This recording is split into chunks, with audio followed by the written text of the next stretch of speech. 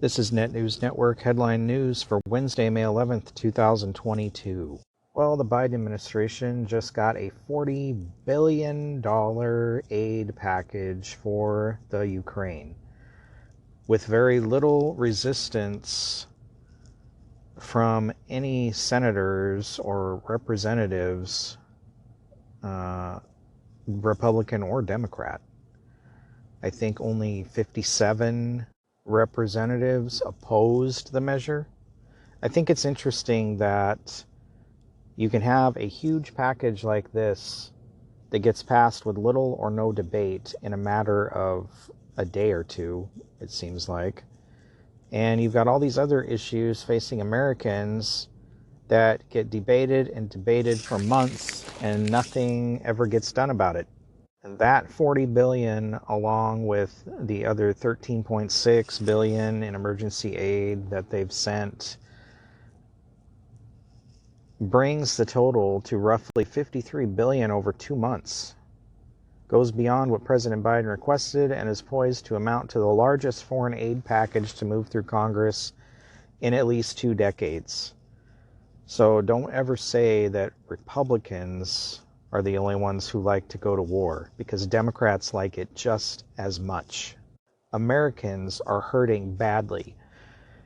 How much could that $53 billion have helped Americans alleviate the costs of inflation, rising food and gas prices, and everything else we're facing right now? The U.S., of course, has also contributed more money to the Ukraine than any other country. Why is this our responsibility? Still no word on what killed the 3 Americans who fell ill and died while at a sandals resort in the Bahamas. They had been treated for symptoms at a hospital the night before, Bahamas police said on Monday. They were all treated at different times and they ate at different places, they said at a press conference. We are checking all of that and hopefully we will be able to determine whether it was some food or something else that caused it.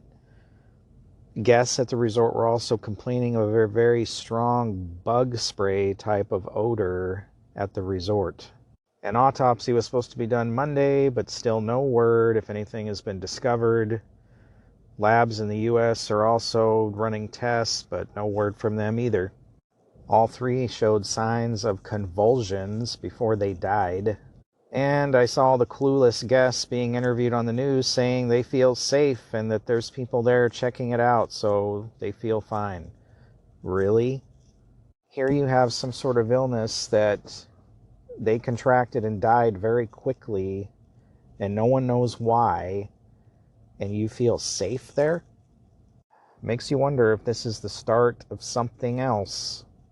And something that's getting very little traction in the national media, the Strengthening the Global Architecture for Health Emergency Preparedness, Response, and Resilience Treaty from the World Health Organization. This is something the Biden administration supports and apparently is looking to sign on to sometime around May 26th or 28th. I'm only going to gloss over this in this report, but I am going to do a regular podcast on it. But the purpose of this is to build local, national, regional, and global capacities for preparing and responding to pandemics and other health emergencies based on a whole of government and whole of society approach. Establish global access and benefit sharing for all pathogens and determine a global policy for the equitable production and distribution of countermeasures, vaccines. Establish robust systems and tools for health emergency and pandemic preparedness, response, and resilience. Build a long-term plan for the sustainable financing so that support for global health threat management and response systems is shared by all. Empower the WHO to fulfill its mandate as the directing and coordinating authority on international health work, including for pandemic preparedness and response. This will include this talks a huge amount about surveillance in the communities, and care and countermeasures and coordination. Also a whole lot about financing, which amounts to billions and billions of dollars, and you can guarantee the U.S. will carry the brunt of that if this goes through. But it also allows the WHO to come into your country, whichever country that may be, and make all the decisions about how a pandemic will be fought and addressed and what sort of restrictions and other things will be done. So essentially, you're letting a foreign government into your sovereign country to make decisions that your government should be making for you. I guess I would call that a global government. There was a meeting clear back on April 21st about this, and I don't remember hearing a thing about it. And now this thing's going to be signed in a couple weeks.